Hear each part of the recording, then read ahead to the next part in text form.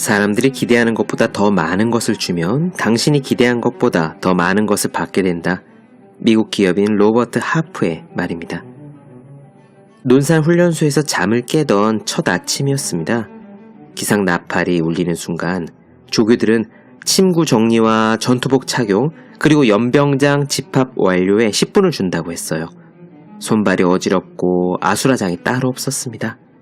자리는 비좁은데 군대 모포는 페투치니 파스타 면처럼 얇고 길어서 혼자 계기가 여간 어렵지 않았어요. 각자 자기 모포를 붙잡고 끙끙대고 있었습니다. 저는 제 것을 놓아두고요. 옆 사람의 모포를 잡아떠랬습니다.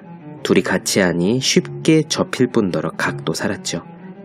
옆 사람의 모포를 마치자 말하지 않아도 제 모포를 같이 개기 시작했습니다. 우리를 본 다른 병사들도 알아서 둘씩 짝을 지었어요. 가진 것을 먼저 줘 보십시오. 요청하기 전에 주세요. 받은 사람은 돌려주기 되어 있고 그 과정에서 쌓이는 친분은 덤입니다. 그렇다면 공부 중인 여러분은 무엇을 줄 수 있을까요? 잘 가르쳐주는 우등생을 시기하는 사람은 없습니다. 먼저 주는 것이 답입니다. 책상에 올려두기만 해도 공부하고 싶어지는 365 홍콩 캘린더 먼저 주는 것이 답이다 의한 대목으로 시작합니다.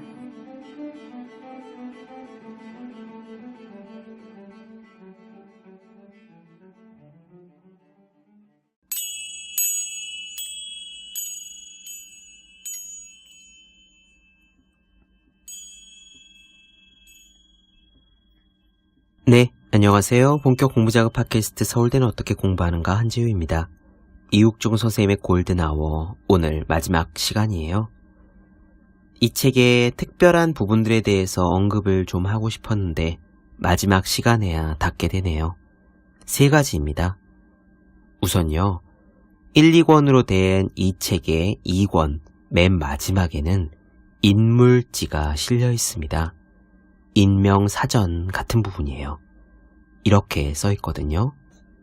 책 속에 등장하는 사람들은 환자를 제외하고 모두 실명이며 나는 그들의 노고와 헌신, 살아온 궤적들을 다 표현할 수는 없었다. 그래서 여기에 짧게나마 등장인물들의 양력을 간단히 기술해 놓고자 한다. 그러나 분명한 것은 이 사람들 역시 중증 외상센터 설립에 생의 일부분을 뜯어내 바친 수많은 사람들 중 극히 일부라는 것이다. 나의 부족함으로 인해 그들 모두를 실어낼 수가 없어 가슴이 아프다. 네, 그렇습니다. 이육종 선생님은 주변에서 중증 외상외과를 위해 함께 뛰어온 이름 없는 사람들을 60페이지에 걸쳐서 소개해 두었습니다. 그 중에 한 분만 읽어드리면 이래요. 이육종 선생님 밑에서 1년에 단 4번만 집에 가며 수술을 해왔다는 정경원 선생님 소개입니다. 정경원, 전라도 익산에서 고등학교를 마친 후 부산대학교 의과대학을 졸업했다. 부산대학교 병원에서 외과 수련을 마치고 아주대학교 병원 외상센터에 합류했다. 그는 뇌수술법과 환자 진료법을 배우며 혹독한 수련 과정을 거쳤다. 나는 그가 그 과정을 어떻게 버텨왔는지 전부를 알지는 못한다. 정경원은 지금까지 수많은 환자를 살려냈고 현재 아주대학교 의과대학 외과학교실 부교수로 있다. 네, 이렇게 딱딱한 인물 소개글인데 저는 이 무미건조한 이 소개글들을 읽으면서 자꾸 눈물이 났습니다. 누가 알아주지 않아도 자기 자리에서 거의 목숨을 걸고 일했던 분들이 이렇게 있다는 생각과 그런 사람들이 있기에 우리가 이렇게 잘 살아가고 있음을 기억해달라는 이국종 선생님의 마음이 전해져서일 것 같습니다. 두 번째는요, 기록들입니다. 하나의 챕터로 담을 수 없는 조각 기록들이 각 권의 맨 끝에 한두 문단의 길이로 모아져 있습니다. 그 기록들을 보면 이육종 선생님이 그렇게 치열한 시간 속에서도 틈을 내서 당신의 생각을 남겨왔다는 것을 너무도 생생하게 알 수가 있어요. 바쁘다는 핑계로 글을 게을리 썼던 저 자신을 떠올리게 되는 부분이었고요. 마지막 3번째는 한번 말씀드리긴 했지만 이 책의 맨 앞에 나오는 정경원에게 라는 부분입니다. 보통 책 앞에는 이 책과 관련된 이름 혹은 자신의 인생에서 가장 소중한 사람의 이름을 적어놓곤 하잖아요. 정경원은 이육종 선생님 밑에서 함께 일하는 동료이자 후배 의사입니다. 자신의 의료 기록을 온전히 담은 2권의 책을 내면서 그 앞에 동료이자 후배의 이름을 넣은 것을 보며 놀랍기도 하고 신기하기도 했습니다. 왜 이분의 이름을 적었을까 하고요. 그리고 그 이유를 책의 가장 마지막 한 문단에서 알 수 있었어요. 오늘 마지막 시간에는 기록들처럼 짤막한 글들을 다소 두서없이 읽어드리겠습니다. 들으시는데 무리는 없겠지만 줄거리가 쭉 이어진 글은 아니라는 점 이해해 주셨으면 합니다. 그리고 이 책의 가장 마지막 문장으로 골든아워를 끝맺도록 하겠습니다. 왜 정경원에게 라고 책의 맨 앞에 썼는지 들으시면 이해하실 수 있을 겁니다. 더 많은 분들이 이 책을 읽었으면, 오래도록 읽혔으면, 그리고 무엇보다 이육종 선생님이 건강하셨으면 하는 마음을 담아 골든아워 편 마지막 에피소드를 시작합니다.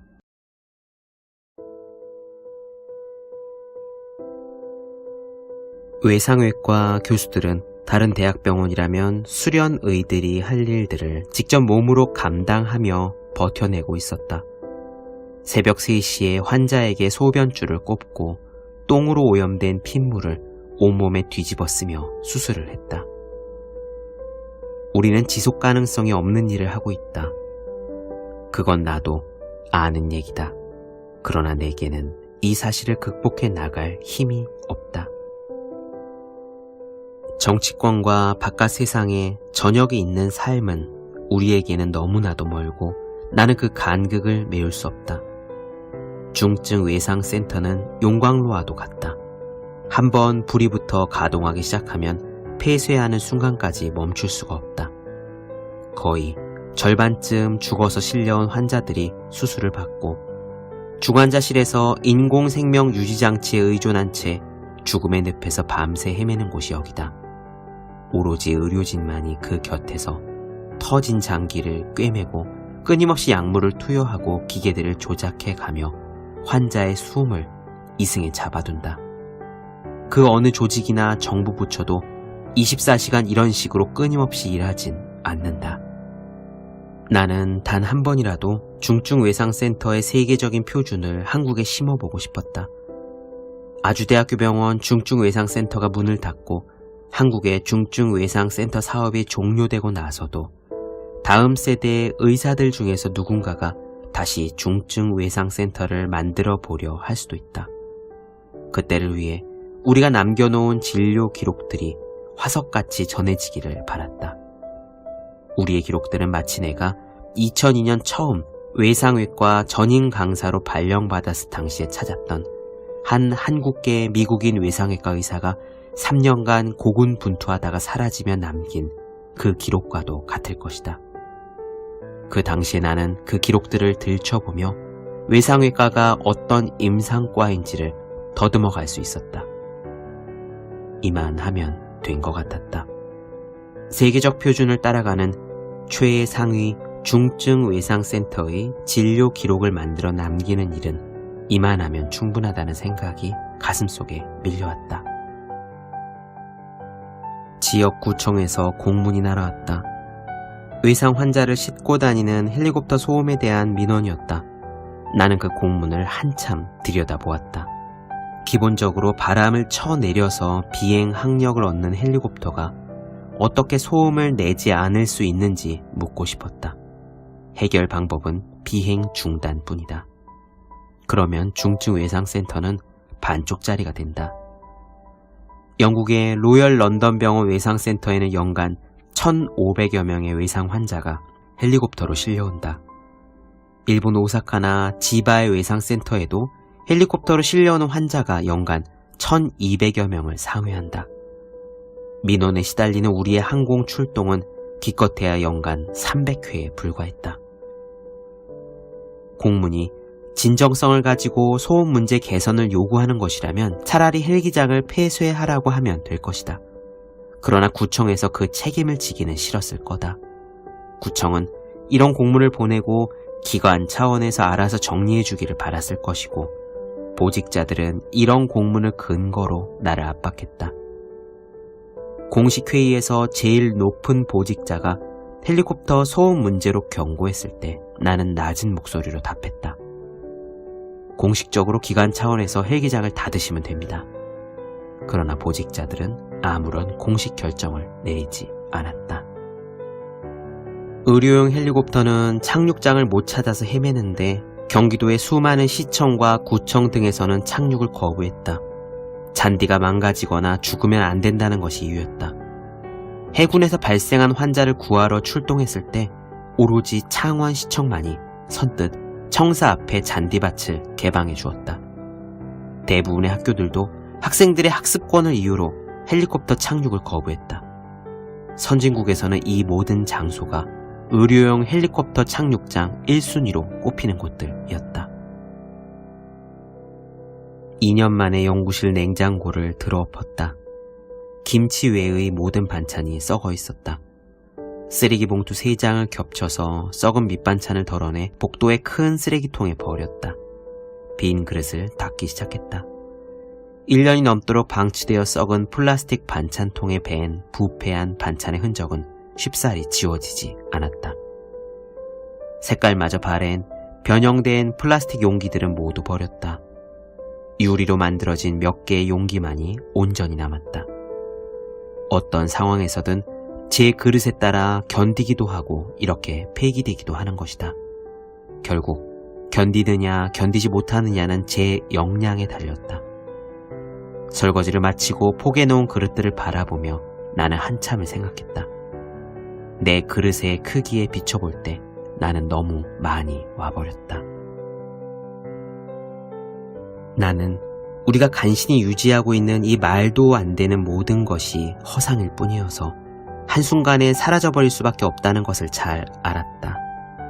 지금껏 터져나온 문제점들이 정치권의 결정이나 행정부의 공문, 병원 보직자의 사인으로 이어질 때 우리의 모든 것은 깡그리 날아갈 것이다.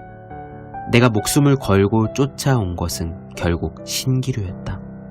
나는 어둠으로 가득 찬 빈 방을 한참 응시했다. 그냥 할 수 있는 데까지. 나는 늘 내가 어디까지 해 나가야 할지를 생각했다. 어디로, 어디까지 가야 하는가?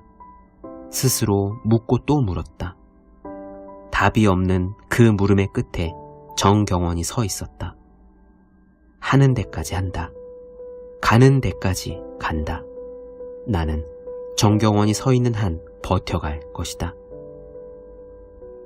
정경원이 중증 외상 의료 시스템을 이끌고 나가는 때가 오면 이라는 생각을 나는 결국 버리지 못했다. 그 때를 위해서 하는 데까지는 해보아야 한다. 정경원이 나아갈 수 있는 길까지는 가야 한다. 거기가 나의 종착지가 될 것이다.